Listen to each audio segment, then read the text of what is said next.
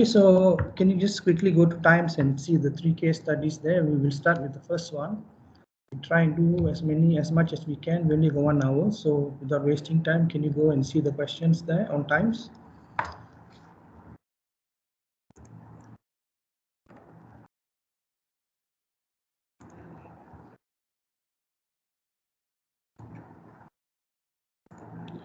Okay, the first case study is Apple. Then we have Enron. Then we have Barings Bank. Okay, so try and do as much as we can. We only 1 hour.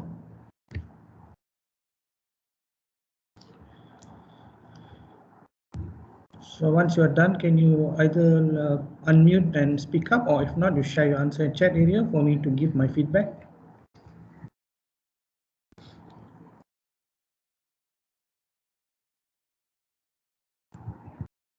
So start with the first case study, Apple.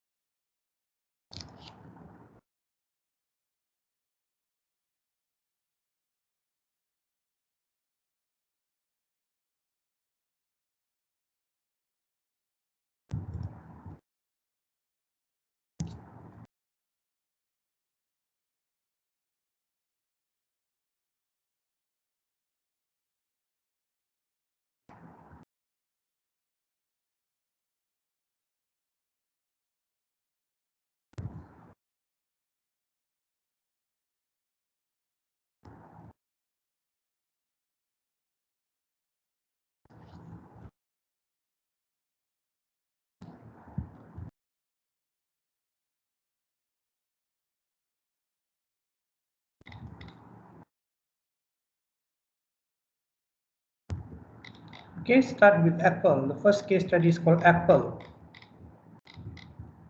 Apple supplier and labor practices.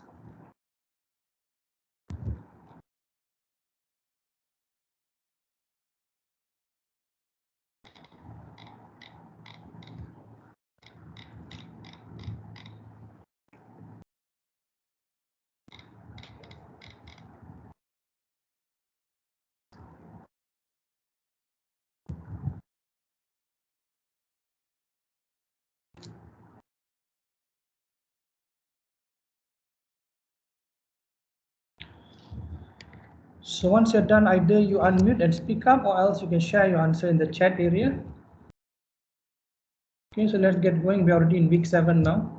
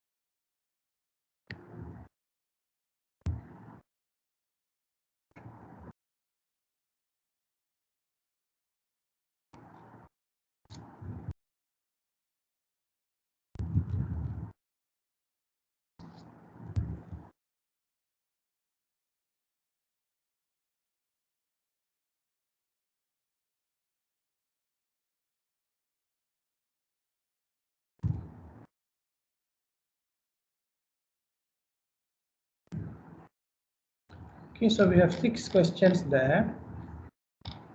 Discussion questions, we have 6.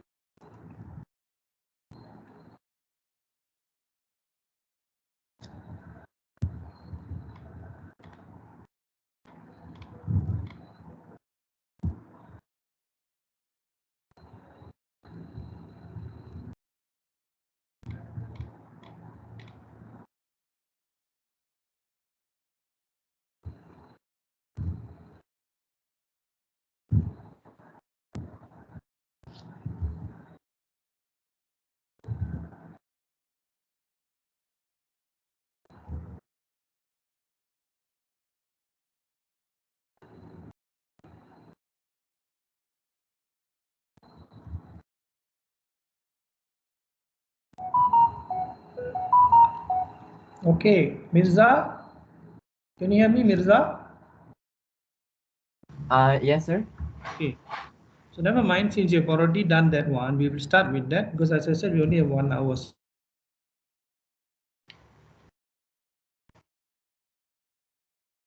No class next week. So can we proceed with what you have done so far, Mirza? All right. So I'll send the answer in the chat room. Okay, And I will look at the answer in the chat area.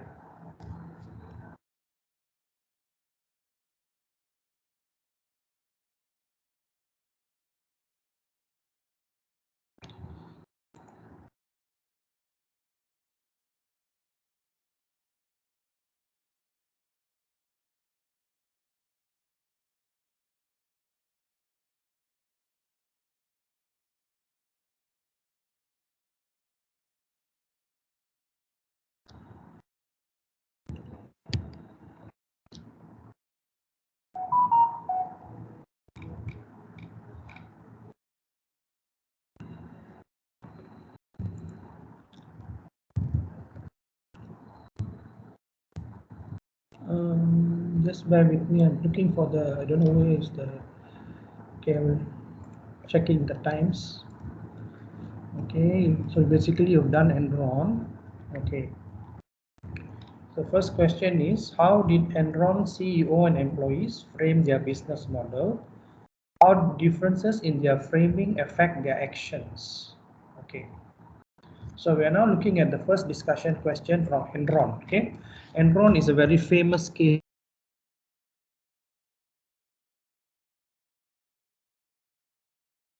scandal in 2002. This is a very major scandal. This is probably the first major corporate governance scandal, Enron scandal. So all of you must be familiar with it. So I suggest you go to the internet, read up about it. There's a loads and loads and loads of material about this case, Enron. Okay, so this is from a case study that they are using at the University of Texas in Austin in US. Okay, so this is the reason why I decided to discuss this case study. There's a lot of corporate governance implications in this ethics, and both ethics and corporate governance implications here. Okay, so first question. Okay, you did some. Okay, can I assume that when you put one here, you're referring to question one in the case study? yes, exactly, sir. All right. Okay, so I want to see that you're answering the question. So I need to make sure. So I'm checking again the question. How did Enron CEO and employees frame their business model? How did differences in their framing affect their actions? So Enron took advantage of over the new and immature energy markets As what Tim Belden noticed about California's energy market rules, Enron CEO and employees can be said to frame its business model as a set of game around the complex set of rules. These rules were like a playground set to be played as they please. Although the rules were there, it was ambiguous that the executive and employees could get around and did unethical stuff such as creating artificial demand. It created artificial demand that did not exist and sell services that did not have the authority to use for. They took pride doing it as it was profitable, and they amassed a fortune out of it, even though it created negative impacts for customers. Okay. Okay, fine. Actually, as I said, we've already got 12 minutes already gone. So, okay, let's move to the next question. Too. Do you have the answer for it as well? If you do, then just put it in the chat area for me to read it. For question 2, sir, I'm not actually sure how to answer because I don't it's not I'm not sure about the questions. I don't understand the question. Yeah. Okay. So this is a this is a different. This is a more generic kind of question. This is not specifically talking about Enron per se. Okay. So how might framing affect people's approaches to business conduct? Explain your reasoning.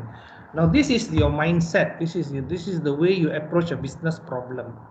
Okay. So if this is your mindset, so whatever you do within this frame, within this mindset frame, as they call it, so that will affect how you conduct business. So you try to rationalize your behavior to suit that business model or that your frame of mind. In other words, it's your frame of mind. Have you heard this expression in English, frame of mind? So this is your frame of mind. So in your way of thinking, well, this is okay. This is perfectly legitimate. This is ethical. You will try to justify and rationalize your behavior. Okay. So basically, I have given the answer already. Okay. So how might framing affect people's approach to business conduct? Explain your reasoning. Like I said, this is what they call, this is your mindset. Okay, this is how you look at problems, business problems, and how you approach business problems. So this is your frame of mind. This is my frame of mind. Okay, so I believe this is perfectly legitimate and this is perfectly ethical. It depends on individuals. Okay, again, if we go back to the concept of moral compass, so if people have different levels of development as far as moral compass is concerned. Some people have highly developed moral compass. The moment they see an issue, they know straight away that this is not right, this is wrong, this is unethical. Okay, looking back to your answer just now in the first one, okay, took advantage because this is a new market. At that time, the California, I think, if not mistaken, was the first state in the US, okay, to privatize this market, utilities market. So what Enron did, they took advantage. The market was still new, immature, so the rules was quite wishy-washy, ambiguous, so a lot of loopholes. Okay, so what Enron did is saying that this is a new market, it's immature, before the rules become strengthened. Okay, let's take advantage of the loopholes, the gray areas. So California's and in the US, it's not like Malaysia. See, we have only got one. We've got one dominant player, TNB, and we've got a lot of independent IPPs. But now I am told most of the IPPs are being controlled by what is his name? The side guy lah, forgot his name now. Okay, most of them coming under his table, and except for maybe one under the Yeo Tiong Lei group. Okay, so basically, what I'm trying to say is that in Malaysia, our market is highly monopolistic. A few companies controlling this electricity generation and supply of electricity. Like in the US, it's a free market. So in California, you must remember this, talking about 2002, 20 years ago. Okay, they were one of the first people to come up with this IPP concept of independent power producers. And because the market was still new and immature, so a lot of gray areas for the people to take advantage of. So this is exactly what Enron did. Okay, so like for example, the rules were ambiguous. So executives could get around these rules and did unethical thing like creating an artificial demand. Okay, they created artificial demand that did not actually exist, and then they sold services that they did not have the authority to do so. Okay, They took pride doing this because it was profitable, and in fact they made a killing out of it. Okay, although the people to lose out ultimately were the consumers. Okay, so that's the answer for question 1. Question 2, basically I've already explained. Now question 3, whose answer is this? May I know? Is it you? Yes, it's mine. I don't know why the first one is quite very clear and terang, but this one a bit gelap. What's happening? So wait, I'll try to send it I can again. hardly see it. I'm talking about the font is very dark. The first one, okay, I can see it clearly.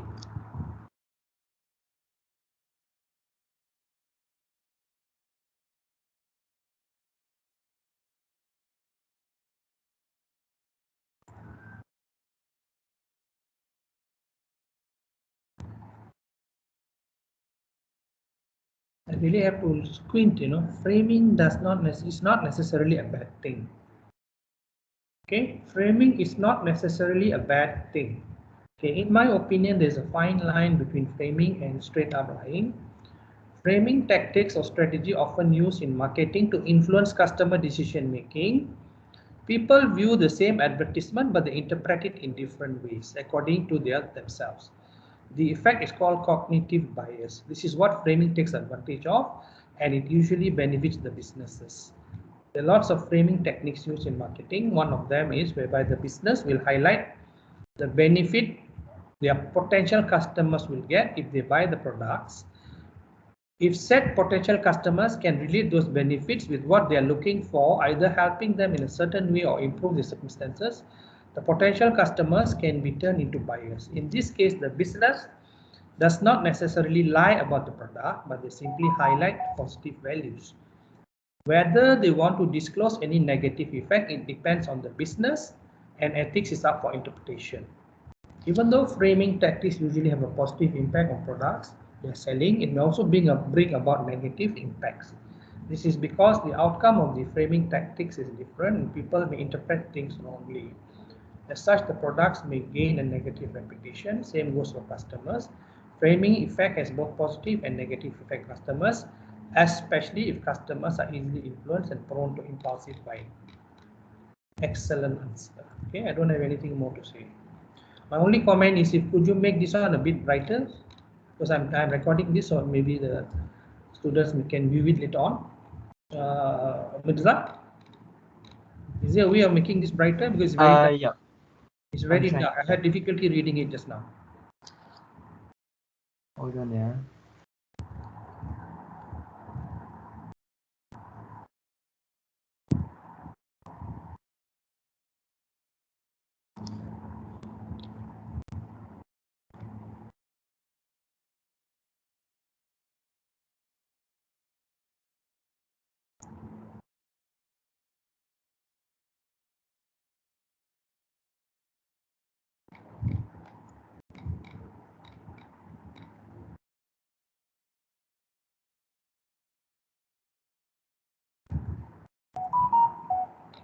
Okay, this is better. Okay, this is much clearer. Basically the same. Okay, basically the same. I've already made my comments. Okay, so I consider this is answered. Okay, so let me see the question again. Okay, can you think of other framing tactics used by different businesses?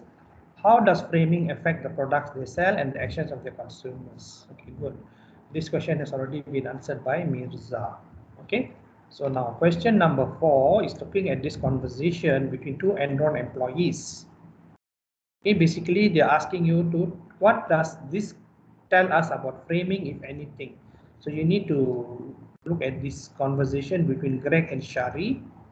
Okay, so how do you react to the following recorded conversation between two Enron employees? What does it tell us about framing, if anything? Okay, so if you are ready with the answer, then you can unmute and speak up, or just share it in the chat area, either way. Okay.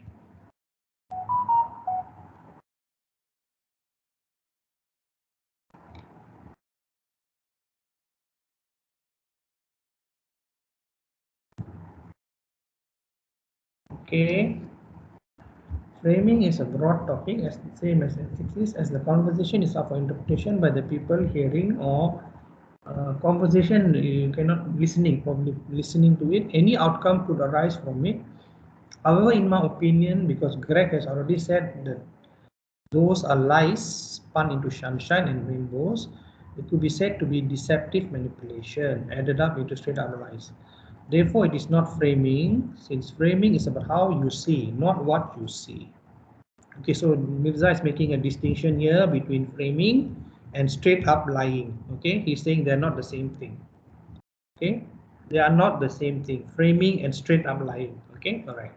So deception happens when you alter or omit facts with the intention to change another's perspective on a situation.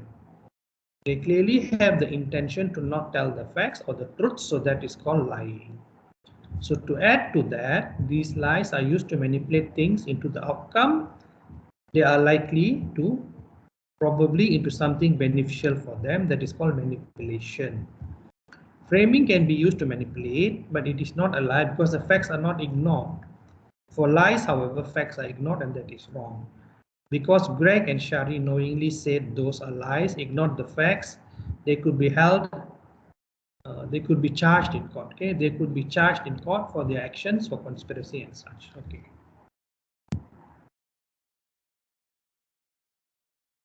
Okay, so basically we are looking at the conversation between two of the staff of Enron.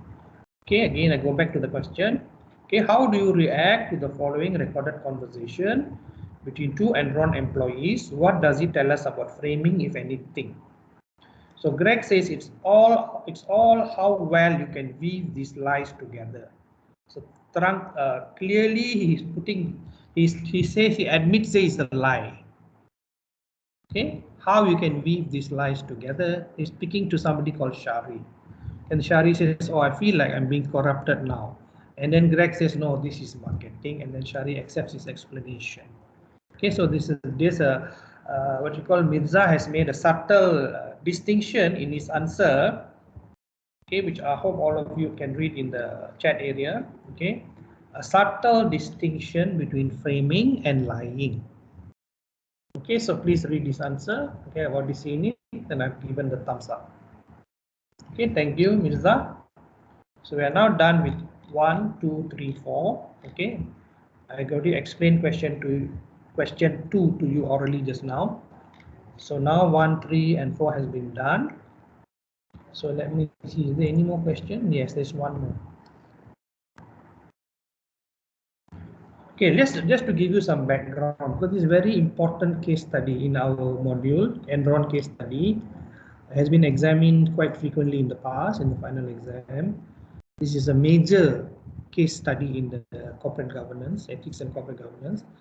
This was because this was probably the first major scandal in corporate governance. As a result of this scandal, in 2002, many people lost their livelihoods because they had invested all their life savings, their pension fund in this company. So when this company went bust, so it became a big scandal in the US, and this matter went up to Congress, and two congressmen in the US, Sarbanes and Oxley, pushed through Congress, the US Congress, a fast-track legislation called Sarbanes-Oxley Act 2002. Please Google and read up about it. Okay, so this, like I said, this is a very major scandal. I repeat. Okay, it is worth your while to read it up and look into it more detail in Google. Google it. You can find tons and tons of information about this case study. Okay, so now without wasting time, we're almost coming to 10:25 already. So we go to question number 5. The Enron scandal affected the lives of many employees who had no responsibility in Enron's framing tactics. This is true. It's just a small cohort, a small group of people who are in on this manipulation, cheating, lying, whatever you want to call. Okay. So the question basically you need to look at and to answer is, if you were a new employee starting your career at Enron and you learned about the framing tactics in this case study, what would you do? The first part is what would you do? And the second part, you need to justify why. Okay, so I repeat, there's two parts to this question. What would you do? And why would you do what you did? Okay, so as I said, you can either speak up, unmute and speak up, or else you can put your answer in the chat area.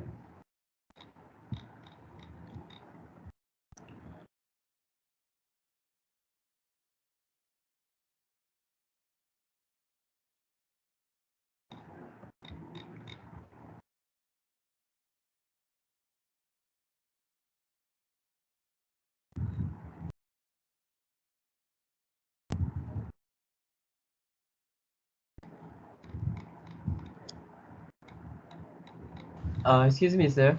Yes. For this question, right? Yeah. Do you have like any guidelines to answer? Guideline, like I said, maybe later on when I'm finished with all my tutorials, okay, then maybe I might just share some answers. For now, Oh, I want to see whether you have done the question or not, okay, and I want to see how you approach this question, okay.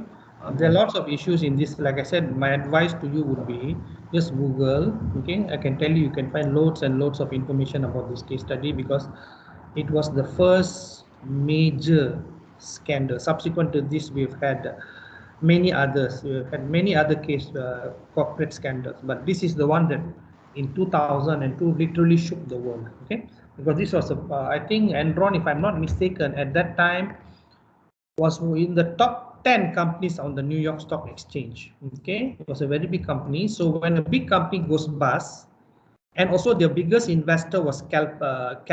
CalPERS is the state of California's pension fund, just like our KWSP in Malaysia. But you must remember, California is the sixth biggest economy in the world, so we cannot compare our Malaysia with California. Even though California is just a state in the US, the US has 50 states, but California by itself is the sixth largest economy in the world. So you can imagine the impact of this scandal. Okay. So a lot of people, the people working in the public sector, had invested their savings, pump their money. CalPERS pumped their money into this company, Enron. But because of all the hanky-panky and manipulation, the company went bust. And there were a lot of consequences. A lot of people lost their savings and they were very angry, very upset. And in the US, they went, they go and speak to their congressman, congresswoman, and then they bring it up in Congress because it was an issue of national importance. So they had fast track legislation. Fast track means under normal circumstances, it takes so many months for legislation to be passed in the Congress, then it has to go to Senate and all that. But everybody was on board with this issue, so it was passed very quickly. So this is something else I want you to check for yourself on Google. Just type Sarbanes-Oxley Act. Okay, it was something that two congressmen, David Sarbanes and I forgot the other guy, but his name, I think Greg Oxley. Okay, so it was passed in the Congress, and this was one of the first SOX, they call it in America. Just Google SOX, SOX, short for Sarbanes-Oxley Act. Okay, just Google SOX, SOX in the US. Since then, this has become a global, worldwide kind of standard for good corporate governance, best practice in corporate governance. Okay, today we'll lecture. After this class, we'll be looking at corporate governance. The second part of our module is corporate governance. So just to give you a heads up, this is a major legislation passed in the US by two congressmen. I think one, his name was David Sarbanes, the other one, I forgot, something, I think Greg Oxley. Anyway, it's called Sarbanes-Oxley Act, or in short, they call it SOX. So go and Google it and see, there's a lot of information about it. Okay, so let's not waste time. I want to quickly go to the last question, which I just read out just now. Are there any answers from anybody? Okay, so there are two parts, as I said. If you're a new employee starting your career at Enron and you learned about the framing tactics in this case study, what would you do and why would you do it? So if anybody has an answer, please can unmute and speak up, or else share your answer in chat area.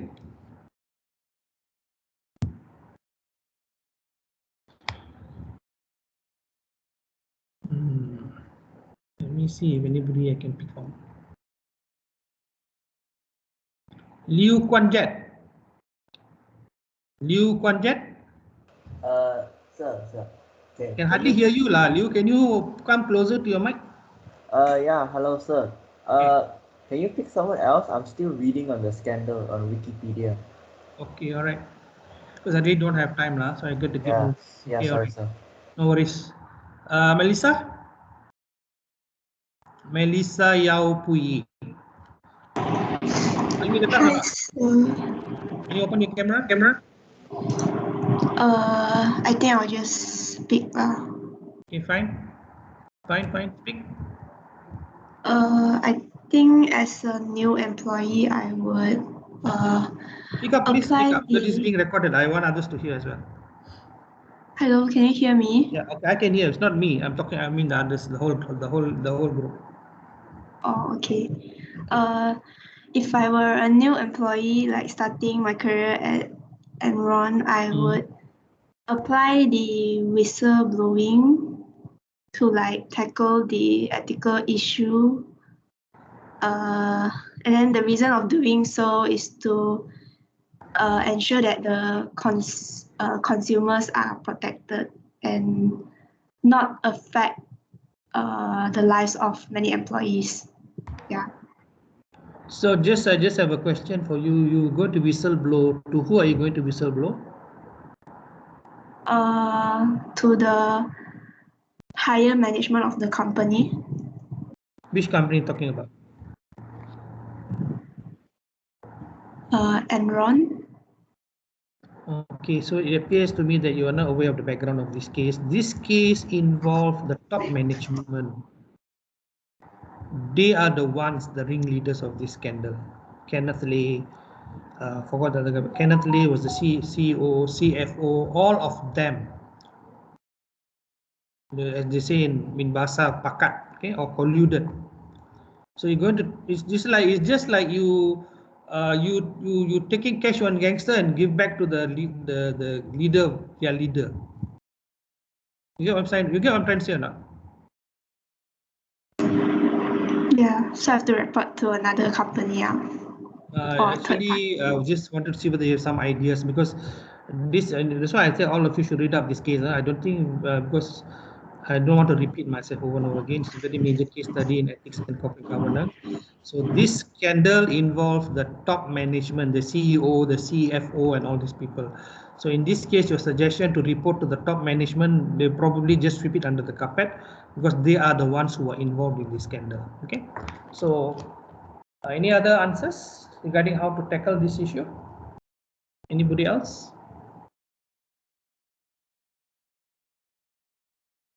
Okay, many developed countries, okay, after this scandal, right? After this scandal, they came out with the idea of setting up an independent watchdog. Oh, will just answer, is it? Okay, let me just read it first. I think I would be conflicted. If I knew the scale of the problem, then only I can make my own decision.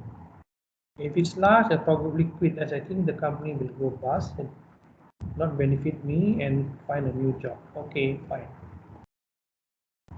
Okay, yeah, because you're talking about a new employee, right?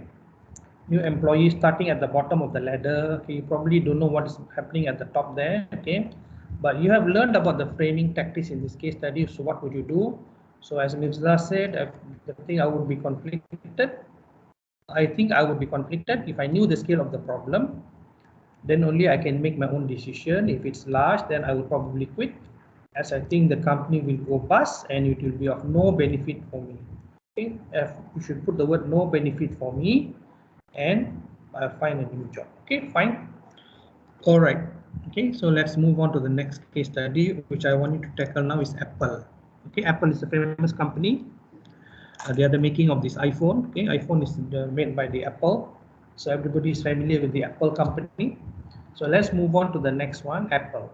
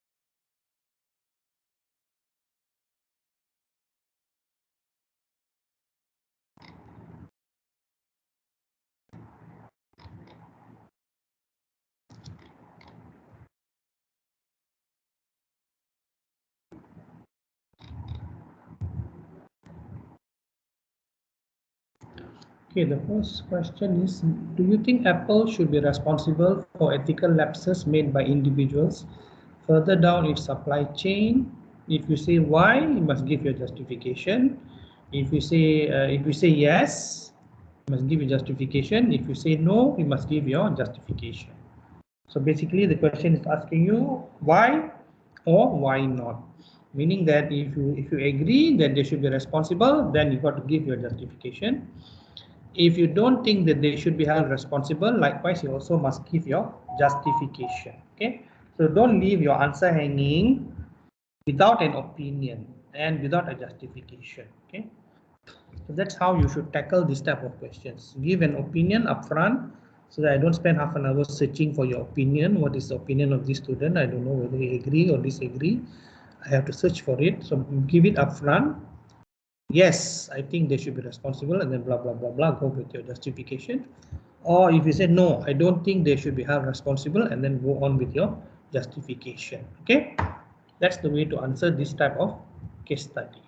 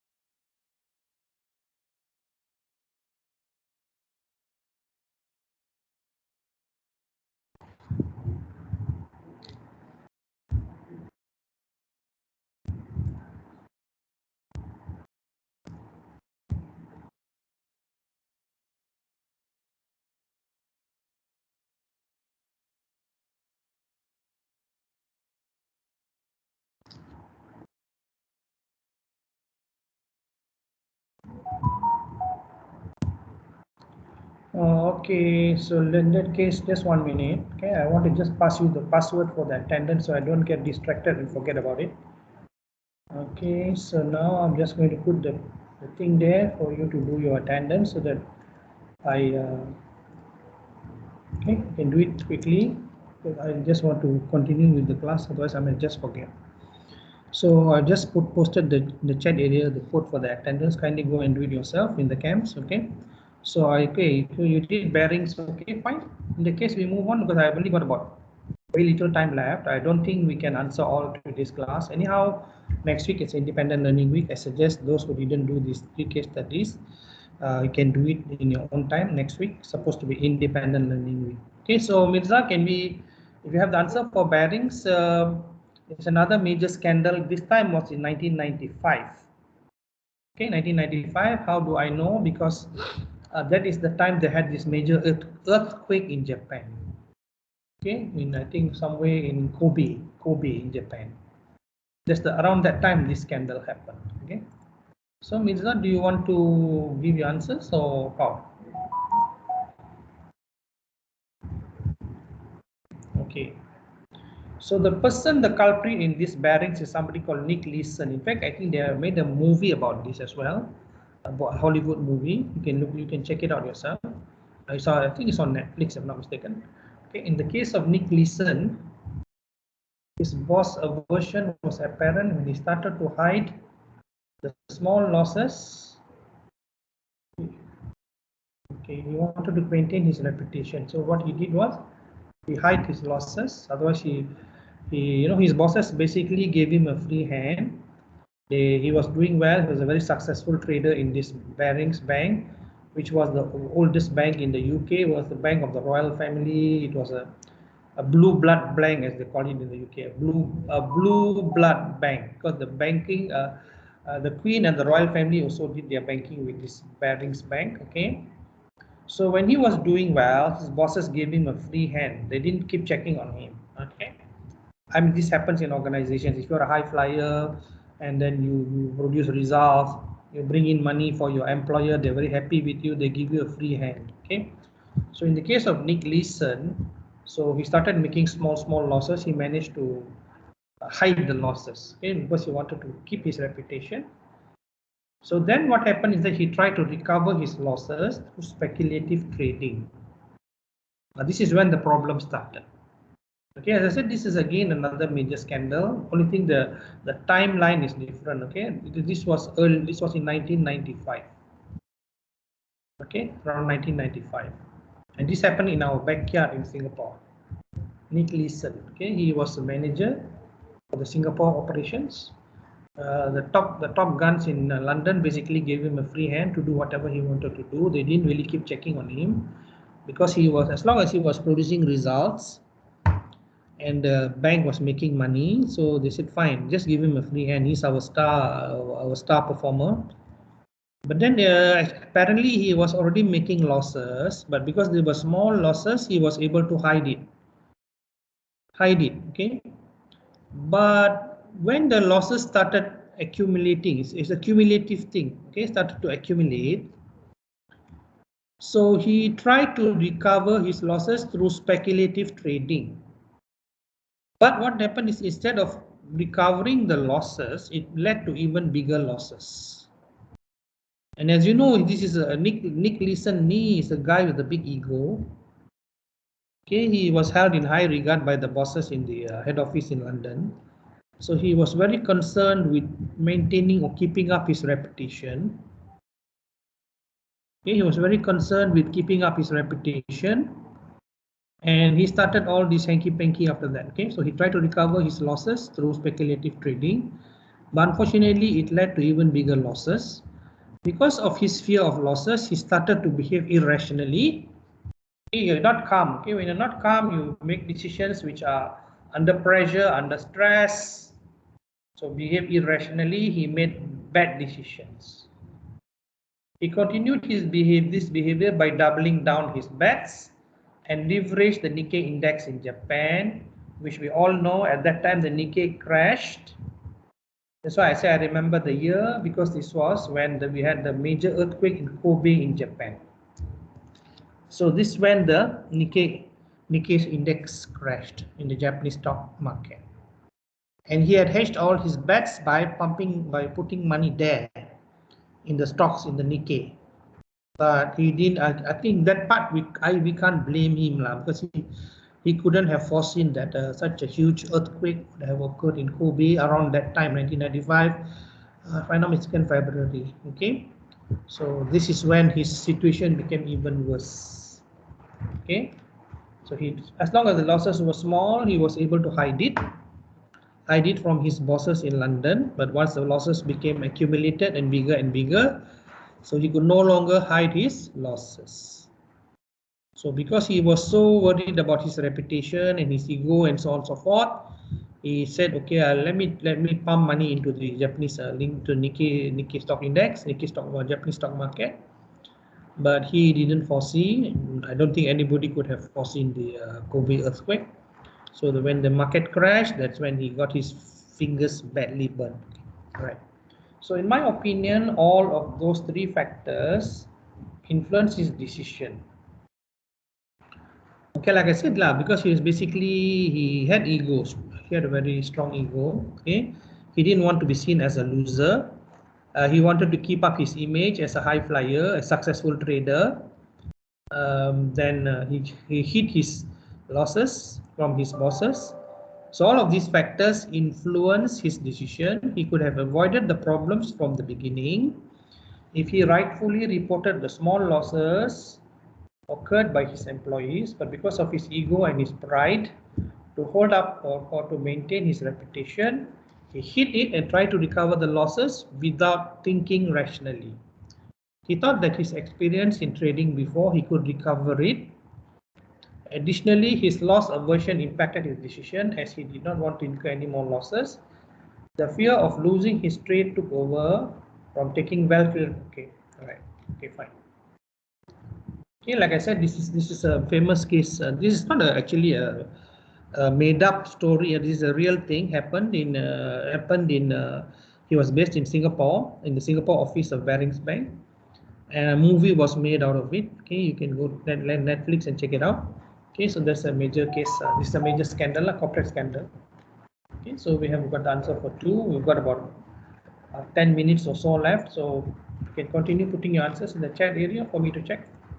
So now, can you do your attendance? I'm not checking on it whether you're doing or not because I got no time. So now I want to see the next question. Okay.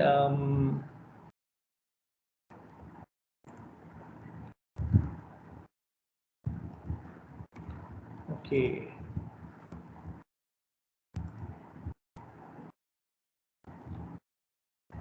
Okay, question 2 answer. Okay, question now 3. Leeson explains that he wanted to stop but could not.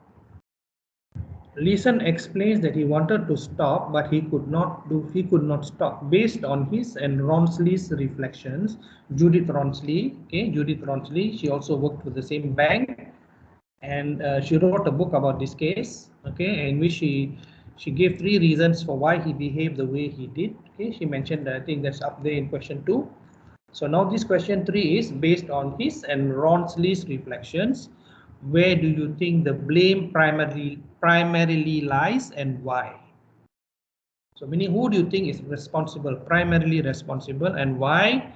And if you say so and so, why do you say so and so? Is it with Leeson individually, as an individual, or is it with the system within which he operated?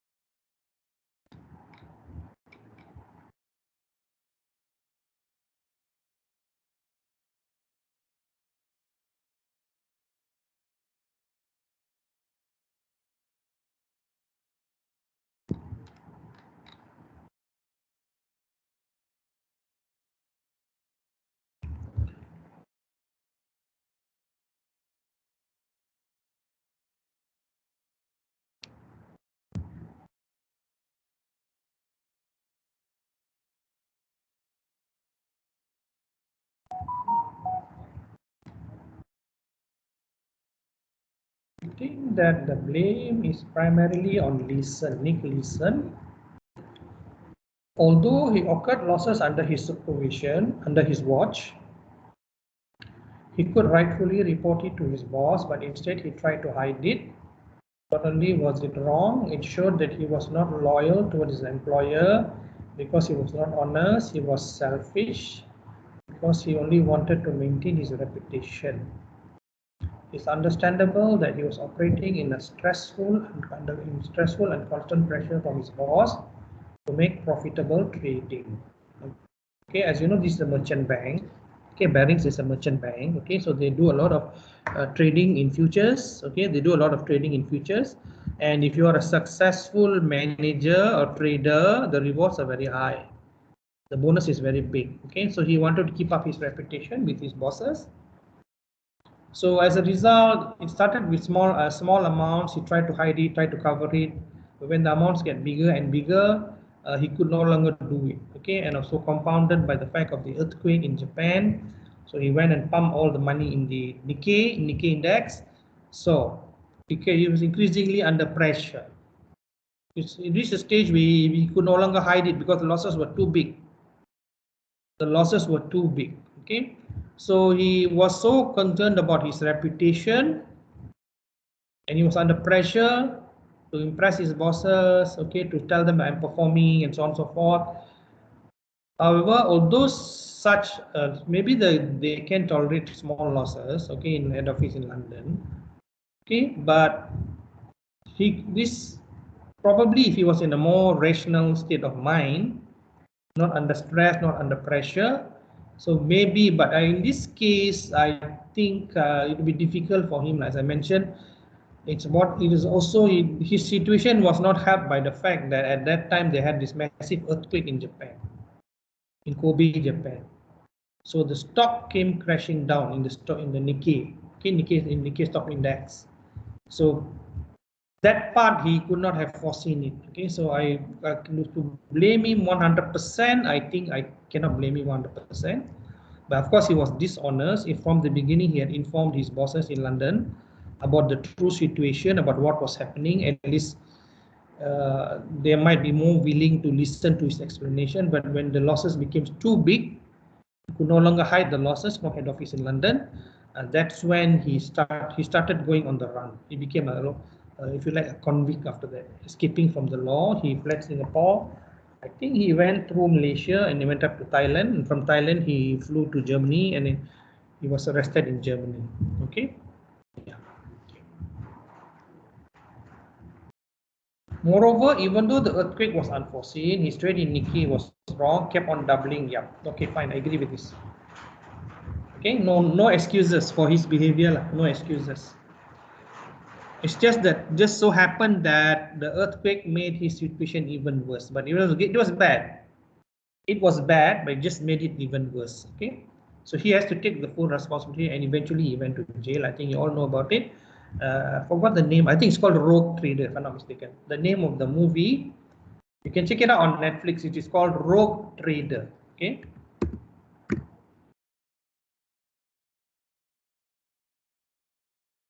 Rogue Trader. If I'm not mistaken, that's the name of the movie. Okay, based on his life. Okay, the movie was made based on his life. Okay, so now we still have a last thing. I think let's finish the last one. Do you have trouble owning up to mistakes that you have made to others whom you know, and then explain with examples?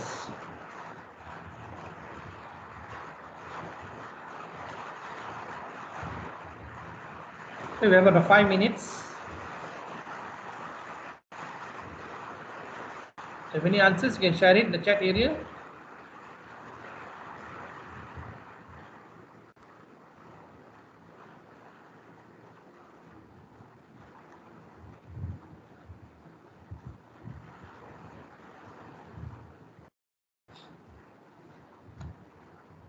So this is more of an opinion type of question. Do you have trouble owning up to mistakes that you have made?